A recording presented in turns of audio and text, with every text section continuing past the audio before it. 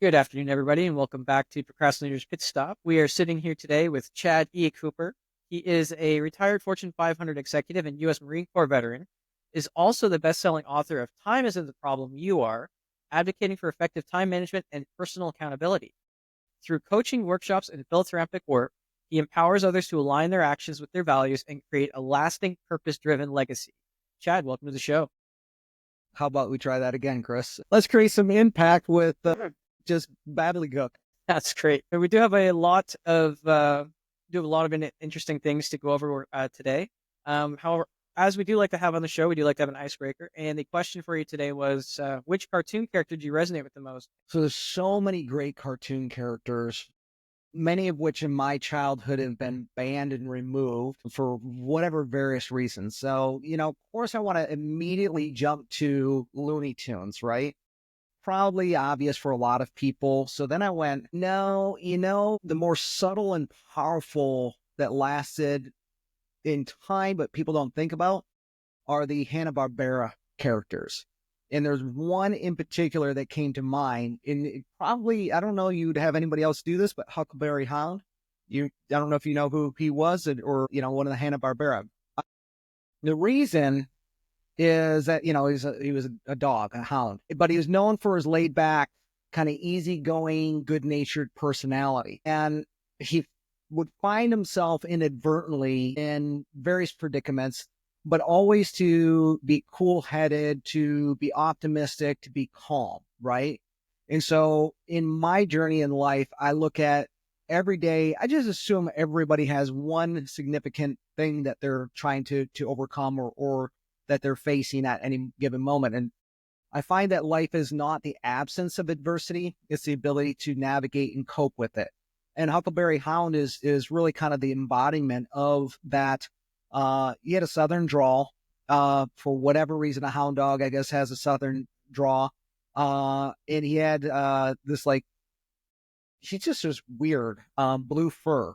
And people tell me I'm a little bit weird. No blue fur, so that's a positive. But overall, through time, I found that I've had to be gregarious and charming, but being polite and respectful. So I would say Huckleberry Hound just really always was that subtle, complimentary character. He wasn't the lead character, but he would come in and rescue and serve other people in just this like nonchalant, calm way. And that's kind of me. It's like, you need me to pick up the mic? Cool. You need me to take a step back and sweep the floor? Cool. Whatever contributes and helps, I got it. Interesting. I like that one. I had to go digging in the old brain for that for a bit, though, to remember who you were talking about. But no, yeah, I definitely remember it. Although I was on the tail end of that, so I Yeah. think they took it off TV when probably about halfway through when I started watching TV. But they Yeah, I'm sure people come up with Disney characters, Iron Man, or, you got Bugs Bunny and, people, Wile E. Coyote. But I'm like, yeah, Huckleberry Hound, that dude was just kind of always in the background, cool and calm and collected, and always seemed to like save the day. And I'm like, yeah, that's kind of me, is like what's needed. So not the one that everybody would see standing out, but I'm the guy very unassuming in the military that you never saw me coming because I didn't stand out. And like, yeah, that's a strategic asset that people really don't appreciate, is when you blend in, that's a superpower because you can navigate without being noticed. all right. I don't feel so bad about we call white bread sometimes. Then There you go. anyway, moving on. How do you define procrastination, Chad? And what does it mean to you personally? I haven't looked up what the dictionary definition of procrastination, but I would say it's anything that I'm intentionally avoiding or not doing in order to prevent myself from accomplishing maybe something that would be productive or maybe something that would be beneficial. Typically based from a fear-based approach. And I'd say why? The stress is really any stimulus that we don't want, right?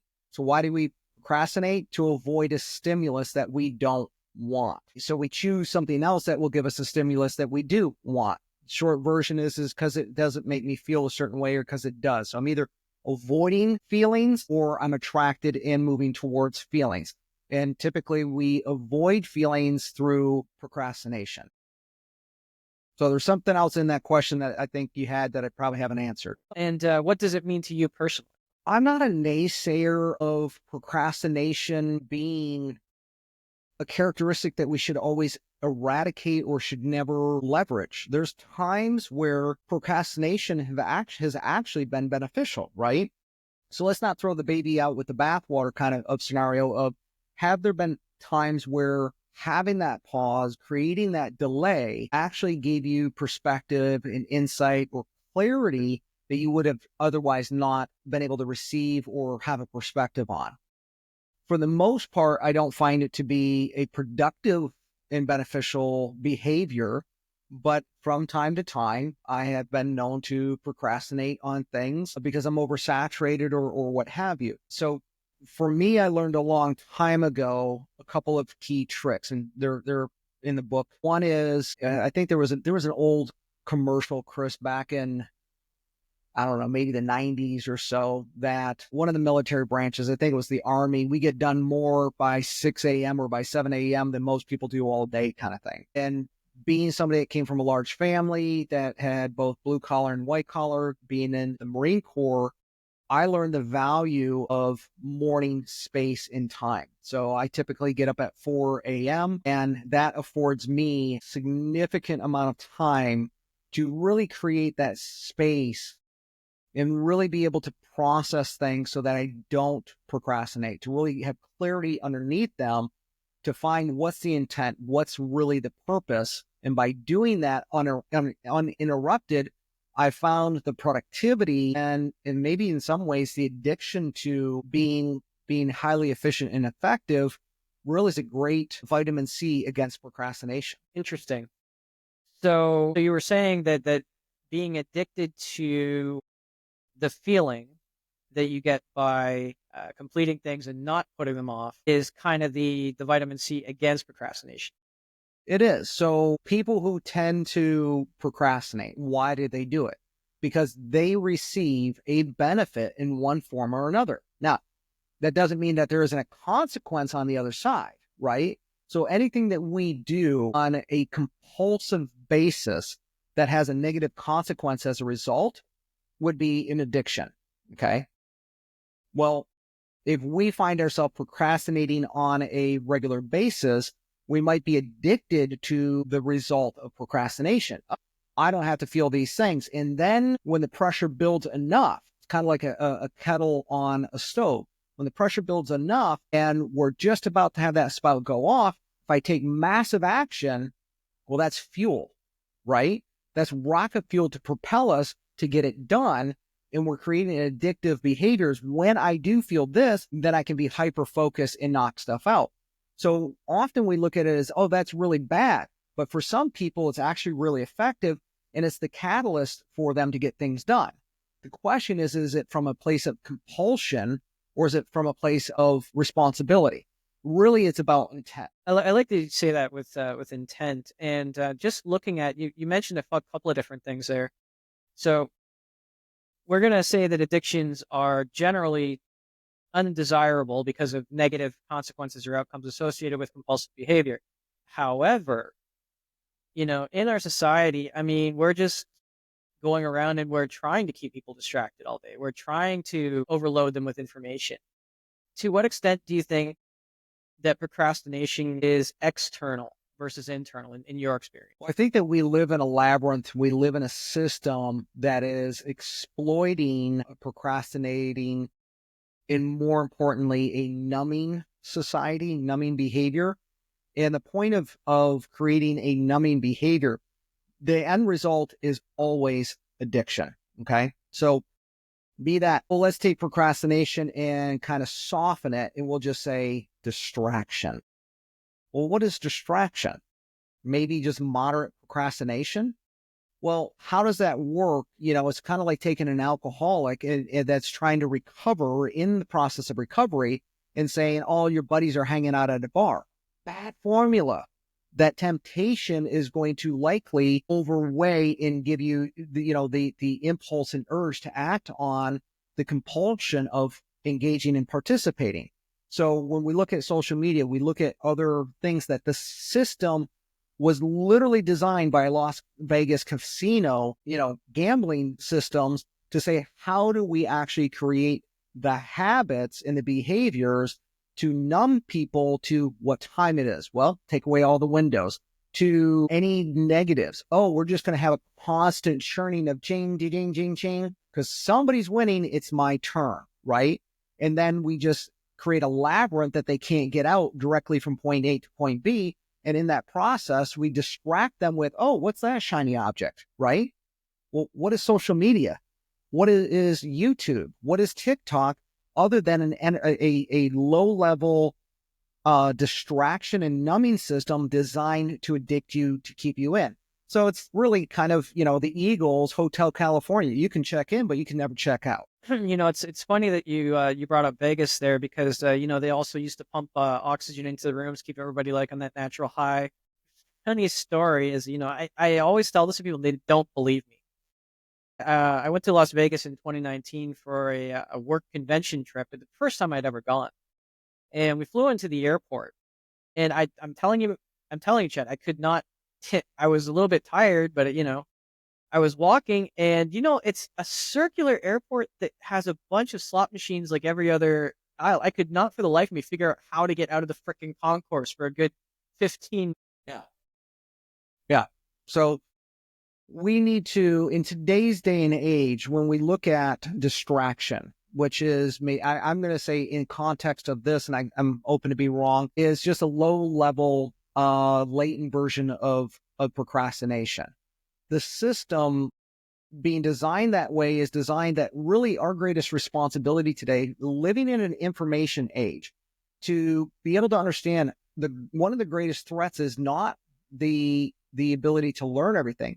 It's actually being able to recognize what do we need to let go of and unlearn in order to learn. So we need to sometimes stop and recognize. If we don't have the ability, Chris, to recognize where we're at, then we can't reorient ourselves. So what is the point of that? Distraction and procrastination in that labyrinth is to disorient yourself and get you to continue to focus on shiny bait, shiny bait, shiny bait. Well, isn't that the point of social media? So we need to be able to recognize, hey, something's wrong here, right? So when we look at Huckleberry Hound as that example, right, he finds himself in various predicaments. Why? Because he wasn't paying attention to his environment, maybe, right? Or because the system is trying to lure him in unbeknownst to his innocence, he just found himself there. So we wouldn't want a surgeon to go in and say, hey, Chris, we're going to go in today. We're just going to just cut open and kind of dig around and see what's going on in your body. We know the longer you have a cavity open in your body, the higher the probability of infection. Yet daily, we just give that away to all of these distractions that are intentionally working to move us into addiction.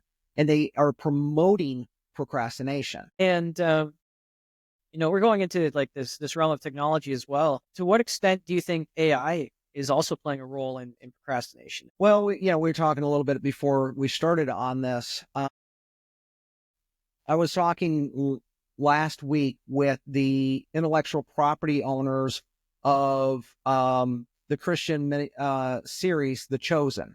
It's a super popular series that is going into its 6th season. And I said, let me ask you guys, you're working to put this in 600 languages. I said, yeah. I said, where are you participating in engaging in artificial intelligence and in AI? And they said, well, we're doing our own thing, but we're letting that happen over there. I said, okay, so what is the point of AI? See, everybody's already in it and seeing the benefits, but has anybody stopped to orient themselves and asked, what's the end game? What's the point of AI? Are we doing it to create a god, or are we doing it to create an oracle? And I would say more the intention in the directive is to create an all-seeing oracle. Well, we've got lots of movies, Lord of the Rings and, others that are about the all-seeing eye. So if we aren't doing that from a place of asking from the very beginning, the epistemology, the foundation, what is the source or the foundation of this AI? What do we expect the result to be? right? So are we stopping and asking ourselves, what is the information being fed in that is spewing information out? So we were going through, at the beginning of like, okay, Chad is this, and you're like, there's some word salad going on here. So we have a responsibility in that to not just hand over our power. We have to trust but verify. We have a personal responsibility to say, what is the baseline knowledge I am responsible for learning and creating, so that I can actually say, I have a baseline understanding. So if it's pumping out all of this, is it rhetoric, or is it actually giving me something that's useful? And so we see that people are overly relying on AI at times, versus maybe it's like a good wine. Sometimes you need to open the bottle and let it breathe for a little bit, right? Instead of just chugging it immediately. So I think AI has a place to complement us, but it is enabling some behavior of, I don't have to take responsibility of certain fundamental understandings and knowledge and experience and skill sets, to say, I need to leave it at a complementary place, not as a replacement for my responsibility. So I would say in a indirect way, that we are procrastinating from, well, let me get the second bite, versus maybe I need to go study something for 3 years instead of just taking and we saw this going on a little bit, as I want to say that, and I'm not picking on any generation, but I believe they were targeting millennials coming out of the university world. And they're like, I watched it, and this is the mockery that they're making. I'm not saying it's my perspective, but they're like, I watched a YouTube video for 30 seconds. I should be a supervisor. Really? It's like, oh, I got the synopsis from, AI on what nuclear fission is. I should be given a doctoral degree. Really? Wasn't reading Cliff Notes, of failing, you were caught cheating in school? So where are we using AI in cheating? Somebody's asking, what the heck are Cliff Notes? Well, no, it's no, I know what you're talking about. Back in my day at school, it was Pink Monkey. That was where you went to get those cliff notes to figure out what the heck the book was about if you didn't want to read it. Uh, but I mean, you're right, because Yeah, I mean, Helen Keller said, some people say that there's ugliness in this world, and there is, but I choose to see the beauty, right? Is there ugliness are we in the process of framing and morphing and evolving AI? Absolutely. We have a lot of naysayers, but we can also look at it and say, oh, I'm jumping on to this program. Let me get a synopsis. Let me get a quick understanding, so I understand the context and the community and the culture of this environment. So maybe I'm a little bit more sensitive. Maybe I don't put my foot in my mouth and say things that are considered culturally rude. So there's absolutely, I benefit every single day. So can it be used for procrastination? Absolutely. Again, it comes down to intent. So I use Microsoft's Copilot for Business, right? So it's integrated into all my Office products using ChatGPT in the background. What I love about it is I can write an email and say, take a look at this, and it rewrites it. I'm like, oh, wow. It changed it from dear jerk to whom it, it's like, that is far more effective, right? We all have our moments where our emotions, because we're human emoting machines, it can be unbiased to our cognitive beliefs and say, let me make this really polished and complementary versus competitive and conflicting. So I'm a big advocate for AI, but it's not a replacement for my personal responsibilities. and I like what you say there, your personal responsibilities, because a lot of people right now and a lot of companies are using it to replace. And so I can't tell you the number of university students right now. They're halfway through creative writing career. They're halfway through journalism. They're halfway through well, even therapists, even law. In Australia, they've got a new pilot program, I guess, that they're going to have some public defenders via AI. So for somebody to get a public defender like that, where do you see it heading? Like, what would humanity's purpose be if all these jobs are taken off the table? Well, I will say that it's going to take a number of jobs off of the table, and it will displace a number of people. But where do we have evidence of people going initially into a fear-based, we need to procrastinate, we need to stop the replacement of this technology because it's going to displace all of these employees. How about the automotive industry? In the 80s, robots coming in to automate was you're replacing John. Well, yep, it did. It replaced John. John then had to go and get some education and become an IT technician. And suddenly it employed 5 technicians to maintain or repair or fix that one robot. So yes, it displaced over here, but it expanded and generated multiple jobs over there. Where else do we see that today? Well, we see that in the military. So one drone, oh my gosh, we're taking away a pilot. We're taking away the mechanical crew. One drone requires something like 200 people to work on it, way more than an F-35 Raptor. Okay. So we really have a responsibility in that to evaluate and cease judgment. Instead, first come with curiosity and understanding. What procrastinates the understanding is fear of the unknown. And when we actually suspend that fear, when we suspend that judgment and say, I'm not going to jump to whether I agree or disagree, I'm actually going to understand and I'm going to go into it with curiosity. Then we can come to a place of understanding. And at the end of it, we still may disagree, or we may agree, but we really have a responsibility to understand.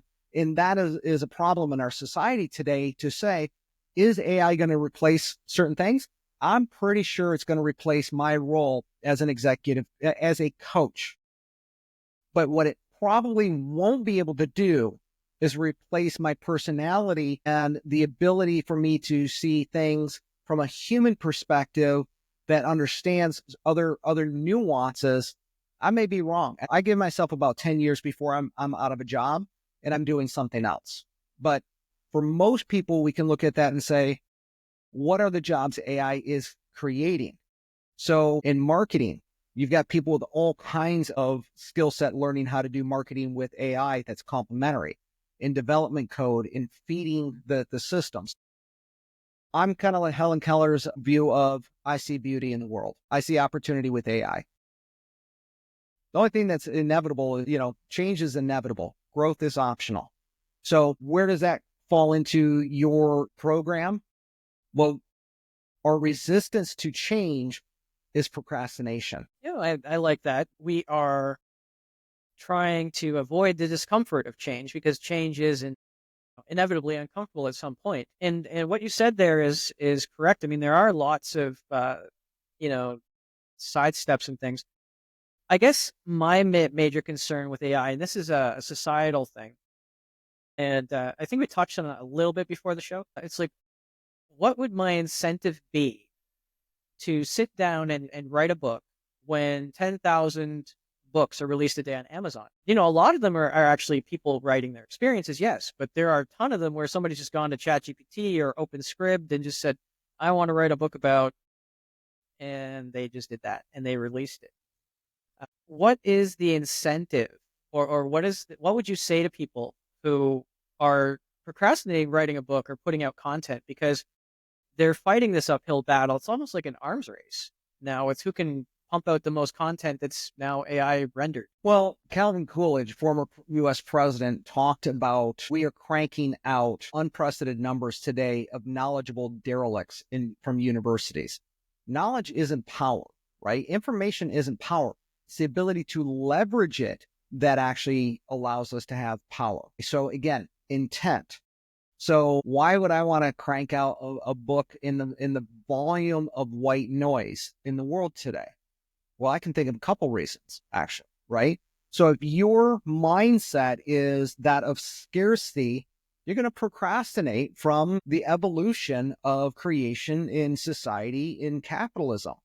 So what's the other side of how do I compete in capitalism today? Right? Capitalism today looks very different than it did in the 60s and the 70s and even 90s. And today with AI, we ask, are we creating a society of needless people who serve no purpose? Well, there's a bit of truth to that. And they've done a study, COVID was the most recent, in saying, are we going to just have to have social welfare, giving people a paycheck, and they serve absolutely no purpose or intent of betterment on this planet, right? And the answer is, we may have that study that we're going to have to make that decision at some point is inevitable. Yuval Harari wrote a bit about that in 21 Lessons for the 21st Century. But again, I'm going to say, here's the upside to that. Why would I want to make a decimal point contribution? Well, with the introduction of robots, Elon Musk is going to give you your personal robot, right? What do we do with that? Well, we also know that today companies like 11labs.io can take your voice samples and replicate your voice in AI. So if I write something, I can have it actually given off in voice, and then I can use AI to add some B-roll and all kinds of stuff. What does that allow me to do? Well, maybe we're using that in order to move kind of into a cryptocurrency world where we can sell a fraction of ourselves and get paid royalties, like maybe how many times you play a music, how many times you play a song. So we already have examples in the world of artists getting paid royalties per song. And yes, it's changed, but people don't know that it's changed, that they don't get paid per song, but we'll keep it simple, right? So if I can give you a sample of my intellectual property and you have a token and you can buy my sample, I'm competing against Chris, why my knowledge is uniquely better, and AI is going to tell you the exact fit for your need. I give you a Bitcoin, or I give you whatever, fractional royalty for that. Well, now I have passive income, Chris. Now I'm free to go do the things that I really find important in my life, like maybe participating in my children's life at a more present high level. Maybe it's the ability to take care of my fitness. So if I can have a robot that can replicate me, and I can have a platform that can replicate me, then I'm free to go participate in the world in maybe a more profound way. I like that, and yeah, I've seen some other ones here. There's some ideas along the lines of, you take 300 pictures of yourself and you create an AI version of yourself, and then you give that to a member base for your coaching, or you give that to your loved ones when you die, and they can still talk to you. I'm not sure how I feel about that one, but I guess it's no different than, keeping a photo album around, right? But I have to wonder, where does the line get drawn? Because I'm sure that you've seen them. I've come across them. My daughter's come across them. These ads from Justin Trudeau pumping out these oil scams, or President Putin pumping a coin, or Samuel Jackson pushing a dice game. Although I think that one might be legitimate. I think they might be paying him for that. But you know, that brings a whole other side to it. So to what extent will we be able to have control over that? Because what if somebody wants to use my face to put it on butt cream? Just an example. Like, maybe I don't want to talk about it.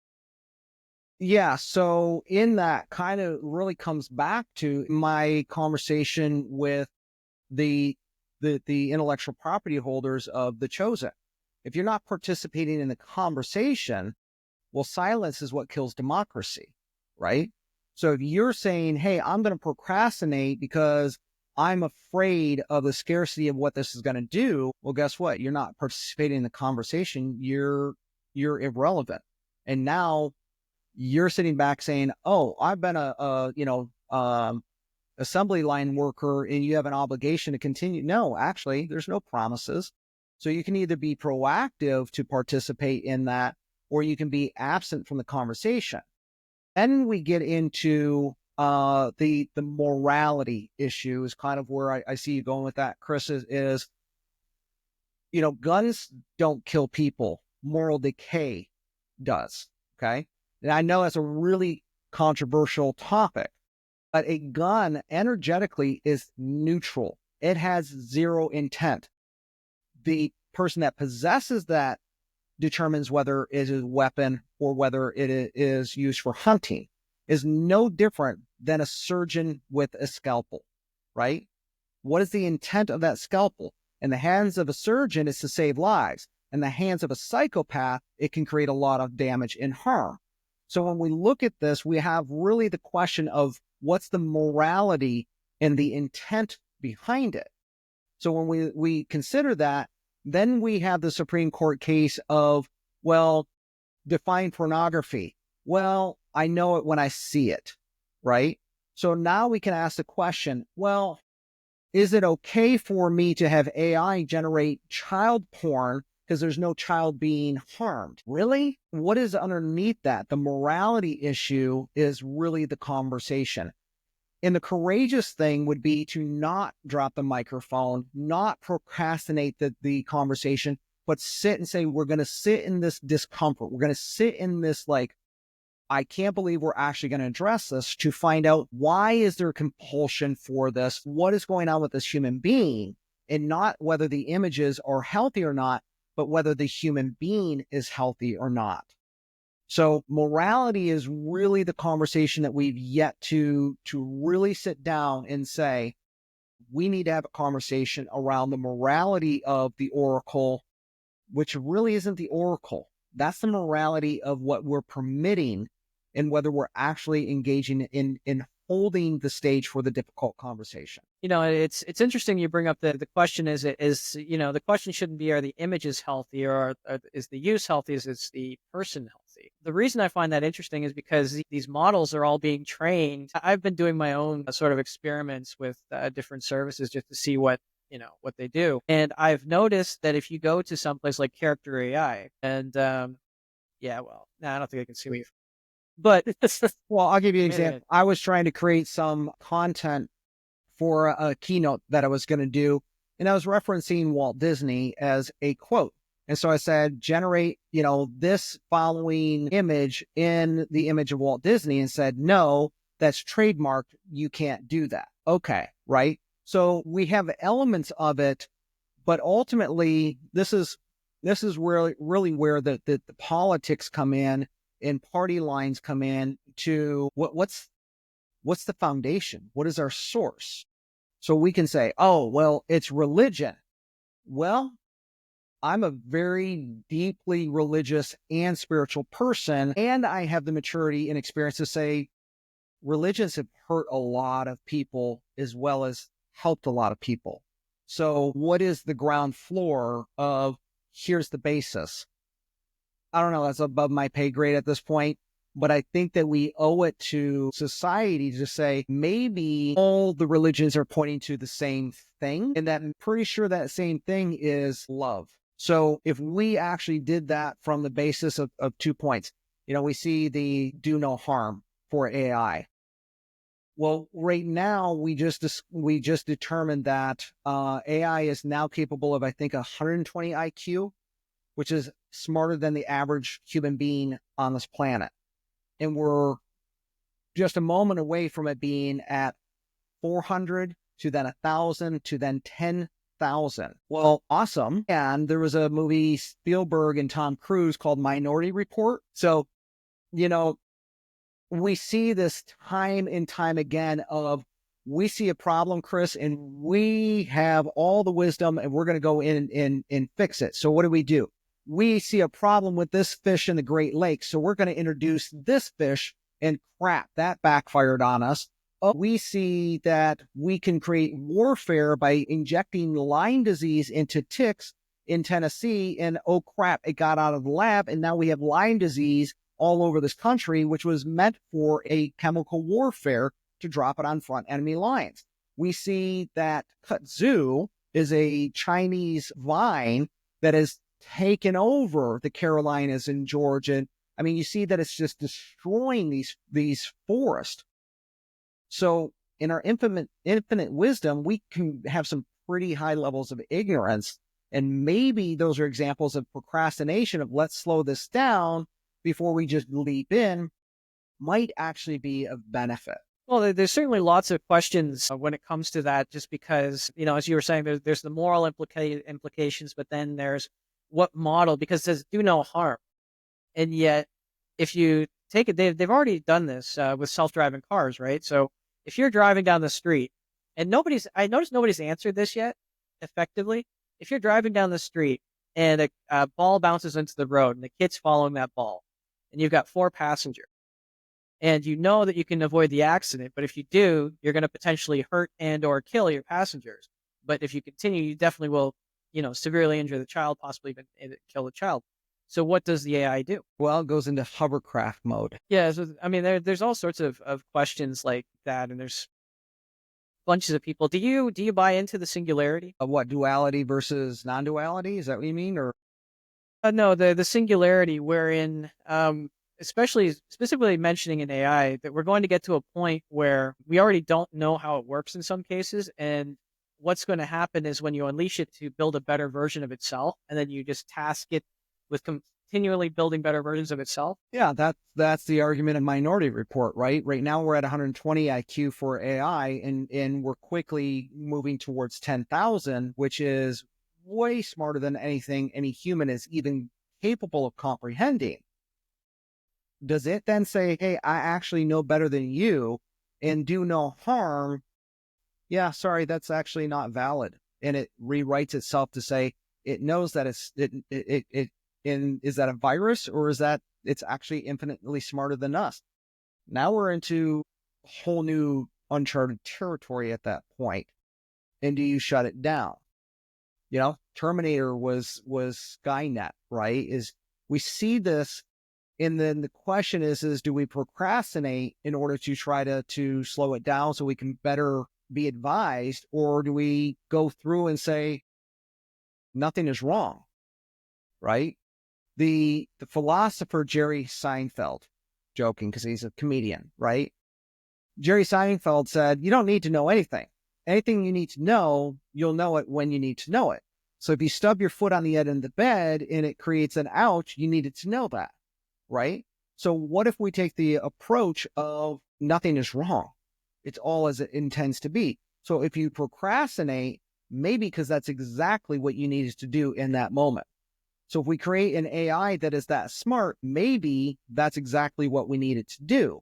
And maybe that's actually already happened. So now we can move from Newtonian linear theory, point A, point B, and how do we navigate that? Well, we can do that by understanding in Newtonian science, when we look at things like, I don't know, do aliens exist? Well, the argument to that conversation is, on a plane, how long would it take from getting out of space in a universe all the way to our galaxy? Well, I mean, we've got satellites that are all the way out to Pluto that took us, what, 60 years to get there? I mean, surely we'd be able to see that. Well, that's a Newtonian math equation, whereas we actually say maybe AI and maybe where we're evolving to is quantum. And you see all kinds of things saying quantum. In quantum, we say, instead of looking at it this way, we actually bend it this way. And all we do is go from this end to right here by just stepping across. So maybe there's extraterrestrials out there that they just kind of slice open and walk straight through. Perhaps we're measuring the wrong thing, and maybe there's nothing wrong. This is actually just part of the evolution process. Maybe we already did this one time and said, okay, go plant these people over here and start over. See if there's a better version of a human. I don't know. But I kind of like the consideration or the thought of maybe there's nothing wrong. Maybe everything's unfolding exactly the way it's supposed to. And I tend to believe that God knows a whole lot better than I do. I'm constantly submitting my blueprint and he just laughs and goes, no, it's a really bad design. Trust mine. I do like that. And I do think that, you touched on a subject there that I think that might be causing some procrastination when it comes to looking into AI too, because if AI gets as smart as we say, 10,000, then yes, we are going to effectually prove if there is, quote unquote, randomness, like true randomness, or if everything's just, law of very large numbers. Because what's interesting is that when you're programming provably fair, random sort of casino game, I've talked to 3 different developers on this. I'm not 100% sure it's true, but every single one of them said the same thing, and they don't have any reason to. I don't believe they had any reason to lie. None of them knew each other. They said that there is no way for you to program randomness into a game. You have to simulate the randomness. Not through Newtonian physics, no. So what is that singular point? We can argue, just for example, for the sake of theory and argument, right, is People will ask, what are my beliefs? Well, I would say that I'm a Christian Buddhist. Well, you can't be both. Why not? One's a philosophy, one's a religion. Buddhism is about enlightenment and Christianity is about salvation. They're actually compatible and aligned. They're not competing. So when we look at this from a Newtonian physics in science standpoint, we're limited. But if we're able to get out of the ego, right, intent, the ego is a very vicious self-serving agenda. Okay. And we actually say at 10,000, what is the moral compass? Well, can we program love? So let's say that singular point, all religions are pointing to the same thing. They're just saying, one's saying it in Spanish, one's saying it in Italian, one's saying it in English, one's saying it in German, whatever, right? 6,000 ways that they're all pointing to the same thing.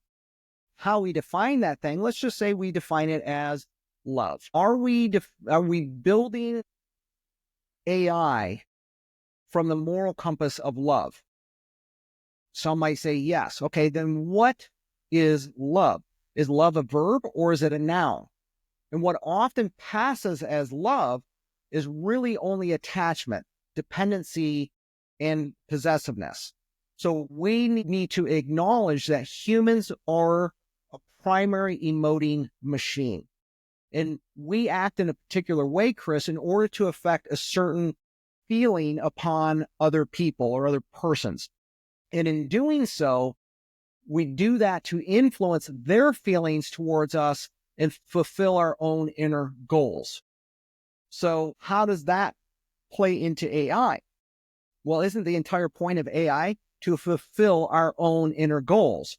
So we project love towards an inanimate object. Where else do we do that in life? Oh, I don't know, money, the label on the side of a purse or on the hood of a vehicle. So why would AI be any different? And perhaps we need to procrastinate because there's elders that know better than us to say, slow it down and let's have a conversation about love and where love belongs in the directive of AI. Because when we start taking that out, many people don't realize they're churning out doctors today in droves and they no longer take the Hippocratic oath, do no harm. Look it up. It has been removed from most universities that are graduating MDs. They have a version of it. And the Hippocratic Oath comes from Hippocrates. That's kind of, been around for several thousand years. Maybe there's some lasting testimony in that. That's certainly an interesting footnote there. I'm going to have to go and look that up. Chad, this has been a great conversation. We are coming up pretty close to the time. Is there anything that you feel I should have asked but didn't ask, or anything that we should have covered but we didn't cover today? The only thing I would add to this is you see I'm kind of making an argument for where procrastination needs to be dropped and we need to take responsibility, not going into the reasons why people do that or judging people for that. And I'm also making the counter, argument of where does procrastination actually serve us? Is I often see, Chris, this like all or nothing, black and white. And I think that the way forward is actually in the gray in between. So often I see people use language as labeling, and we can use ADHD as an example of that, right? Attention deficit hyperactive disorder is we can look at ADHD and say, Chris, I have a handicap. I have this disability and I need accommodations because I see everything like this, right? Well, 80% of executives have ADHD. So maybe ADHD isn't a handicap. Maybe it's a superpower. Maybe we don't say procrastination is a handicap or all detrimental. Maybe there's a superpower and we just don't know how to use that power effectively. It's a powerful point to think on. Definitely great ender to the show. Thank you so much for being here today, Chad. Just before we go, what is the best way for our listeners to maybe reach out if they have questions? So, thank you. I appreciate that. I always do my best to make it super easy for people. Just go to my website, chadeCooper.com. E is an echo, chadeCooper.com. You see it on the screen with the middle initial. And from there, you'll find out all kinds of offerings and information and how to get hold of me. I don't hide. I'm easy to find and happy to take any questions or be of service in multitude of ways. Excellent. To all our listeners, don't worry, even though, that is relatively easy, we are going to put it in the show notes so you don't have to worry about grabbing a paper or pen and writing it down. Chad, once again, thank you so much for being on the show today. It's a great conversation. To all our listeners, thank you for tuning in.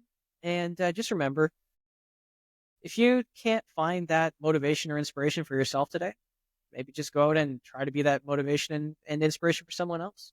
And we'll see you again next time.